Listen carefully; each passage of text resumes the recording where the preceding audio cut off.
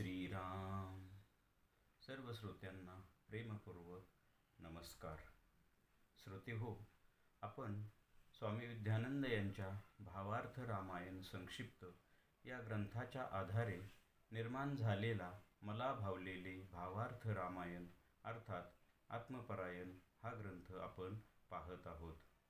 आज अरण्यकांडातील अध्याय 4. मंदकर्णी ऋषींचा उद्धार. ओम श्रीराम. श्रीराम प्रभूंची ख्याती सगळीकडे दुमदुमू लागली आहे. अनेक ऋषीवर, ब्राह्मण व सामान्यजनही श्रीराम प्रभूंच्या दर्शनाकरता धावू लागले आहेत. सर्वजण श्रीरामांची स्तुती गात आहेत. तेव्हा श्रीराम म्हणतात की मी तुमचा चाकर आहे. मग श्रीराम प्रभू सुतीक्ष्ण ऋषींना विचारतात की इथे निवास करण्याकरिता पवित्र व मंगल स्थान कोणते व तिथे जाण्याची शुद्ध व निर्मळ वाट कोणती आहे. मग सर्वांसहित श्रीराम पंपा सरोवरावर येऊन पोहोचतात. या सरोवराची निर्मिती मंदकर्णी ऋषींनी केलेली आहे. तिथे येताच त्यांना काही बोल आणि नाद ऐकू येऊ लागले, परंतु नृत्य करणारे कोणीच दिसत नव्हते. तेव्हा समजले की इथे मंदकर्णी ऋषी फक्त वायुभक्षण म्हणजे वायू साधना करून तपश्चर्या करत. त्यांच्या तपश्चर्येत विघ्न यावे म्हणून इंद्राने 5 अप्सरा पाठविल्या. त्यांचे नृत्य व ध्वनी अजूनपर्यंत चालू आहे. मग श्रीराम त्या अप्सरा व मंदकर्णी ऋषींचा उद्धार करतात व मग पुढे श्रीराम अगस्ती ऋषींच्या आश्रमावर येतात. आता आपण साधकाच्या दृष्टीने पाहू. साधकाची अध्यात्म मार्गाची सुरुवातच ही सेवेपासून होते. तो योग्य त्या महापुरुषाचा, संत पुरुषांचा, अनेक संत सज्जनांचा व त्यांच्यातूनच सद्गुरूंचा शोध घेत असतो. मग त्या सद्गुरूंची योग्य ती सेवा करून, त्यांना वंदना नमस्कार करून मग त्यांना प्रश्न विचारतो. गीता सांगते, तद्विधी प्रणिपातेन परिप्रश्नेन सेवया उपदेशन्ति ते ज्ञान ज्ञानिनस्तत्त्वदर्शिनः. तो सद्गुरूंना विचारतो की मी कोण आहे, माझा आत्मा कोण व या अध्यात्म मार्गातील निवास करण्याजोगे सर्वश्रेष्ठ स्थान कोणते व त्या सर्वश्रेष्ठ पवित्र मंगल स्थानावर जाण्याकरता शुद्ध, पवित्र, सरळ व सहज मार्ग कोणता आहे. हे सद्गुरू कृपा करून मला सांगावे. तेव्हा मग ते सद्गुरू त्याला या अध्यात्म मार्गाचे सविस्तर व संपूर्ण ज्ञान प्रदान करतात व त्या अध्यात्म मार्गावर चालण्याकरिता किंवा प्रत्यक्ष कृती करण्याकरिता ते त्याला वायुसाधना म्हणजेच सोहम साधना शिकवतात. व मग पुढे तो साधक अत्यंत निष्ठेने, तळमळीने व प्रचंड तडफेने साधना करू लागतो. तेव्हा मग ही प्रकृती आपल्या पंचभूतांच्या व पंचतन्मात्रांच्या मदतीने त्या साधकाच्या अध्यात्म मार्गावर अनेक संकटे, व्यत्यय, विकार, वासनांचे हल्ले घडवून आणते.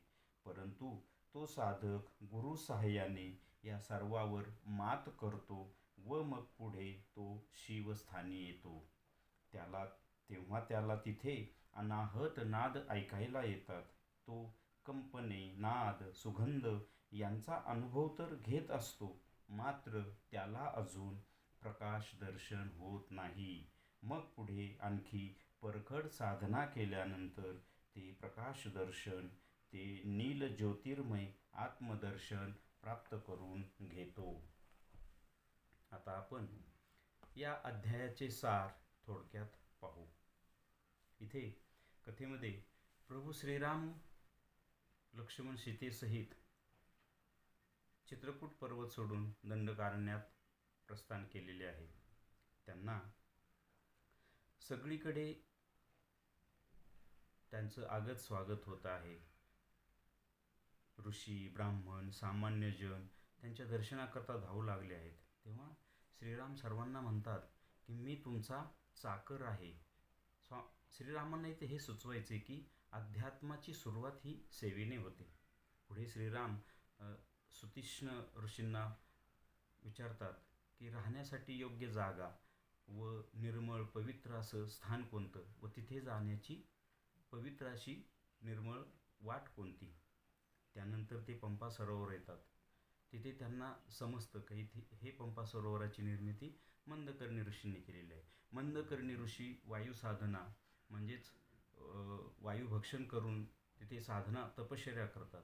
त्यांच्या तपश्चर्येत विघ्न यावं म्हणून इंद्र 5 अप्सरांना पाठवतो. हा कथेचा भाग झाला. हीच कथा साधकाच्या ठिकाणी कशी घडते. साधकाच्या अध्यात्म मार्गाची सुरुवातच ही सेवेपासून होते. तो सेवा करतो, तो सगळीकडे सद्गुरूंचा शोध घेत असतो. अनेक संत महापुरुष सज्जन साधक यांना तो भेटत असतो आणि त्यातून आपल्याला योग्य त्या सद्गुरूंची तो शोध घेत असतो. मग असा त्याला जेव्हा सद्गुरू मिळतो मग तो त्या सद्गुरूंची सेवा करतो, अनन्यभावे शरण जातो, समर्पण करतो आणि त्यांना नमस्कार वंदना करतो. ते जसं सांगतील तसं ऐकतो आणि मग तो त्यांना प्रश्न विचारतो की मी कोण आहे, मी इथे जन्माला का आलो, कोण मी कोठीला का गा जन्मा आलो, कासयासी ल्यालो नामरूप. हे प्रश्न तो विचारतो सद्गुरूंना. आणि अध्यात्म मार्ग म्हणजे काय. ह्या अध्यात्म जाण्यासाठी मला तुम्ही मार्गदर्शन करा व या सर्वश्रेष्ठ पवित्र मंगल अशा आत्मस्थानावर जाण्यासाठी शुद्ध पवित्र सरळ सहज मार्ग कोणता. हे प्रश्न त्याला पडतात आणि तो ते प्रश्न सद्गुरूंना विचारतो. मग सद्गुरू त्याला अनुग्रहित करतात. त्याला गुरुप्रणीत श्वासावरची सोहम साधना देतात. इथे कथेमध्ये मंदकर्णी ऋषी वायुभक्षण म्हणजेच वायुसाधना करतात. वायुसाधना म्हणजे श्वासावरील सोहम साधना.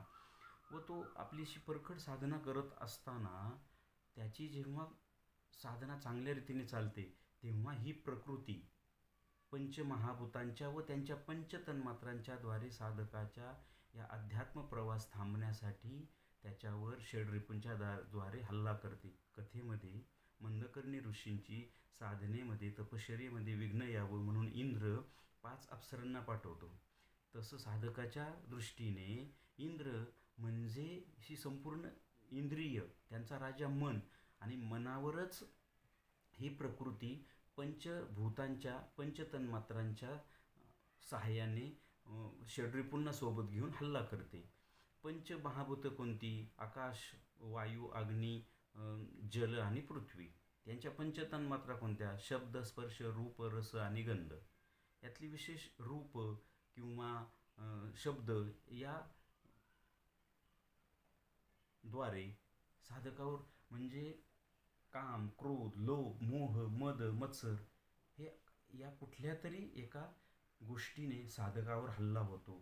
आपल्याला इतिहासात पुराणामध्ये माहिती आहे विश्वामित्रांची अशी साधना भंग करण्यासाठी इंद्राने अप्सरेला पाठवलं होतं. मात्र तिथे तो साधक फसतो पण पुन्हा पश्चाताप पावतो आणि आपल्या पुढच्या साधनेला जातो. विश्वामित्र नंतर आत्मसाक्षात्कार ब्रह्मसाक्षात्कार करून घेतात.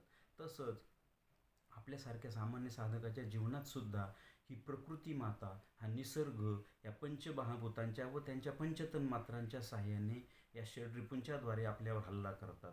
मात्र साधक त्या हल्ल्याला सामोरा जातो कारण त्याच्या पाठीमागे सद्गुरूंचं बळ असतं आणि त्या बळाच्या आधारावर तो त्याच्याही पलीकडे निघून जातो. मग तो विशिष्ट स्थानावर म्हणजे अनाहत चक्र हृदयस्थानावर येतो. तेव्हा त्याला तिथे अनाहत नाद ऐकू येतात. अनाहत नाद हे 10 प्रकारचे असतात. आपण पाठीमागील एका भागात हे पाहिलेलं आहे. अनाहत नाद अध्यात्माचे महत्त्वाचे 4 संकेत आहेत. साधक भावाविश होतो, कंपन येतात, वीज चमकून गेल्यासारखं होतं, नंतर सुगंध येतो, नंतर अनाहत नाद येतो आणि चौथं जो सर्वश्रेष्ठ जे दर्शन आहे ते म्हणजे प्रकाश दर्शन. आणि प्रकाश दर्शनाचेही अनेक भाग आहेत. अनेक प्रकारची प्रकाश दर्शन होतात. पण त्यातही सर्वश्रेष्ठ दर्शन म्हणजे नील आत्मज्योतीचं दर्शन. आणि अनाहत नादामध्ये सर्वश्रेष्ठ नाद म्हणजे दशविध नादापैकी चिंचिनी, किंकिणी, मेघनाद, डमरू, टाळ, मृदुंग, अशा प्रकारे आणि बासरी, आणि जो दशवा नाद असतो तो म्हणजे ओम किंवा सोहम.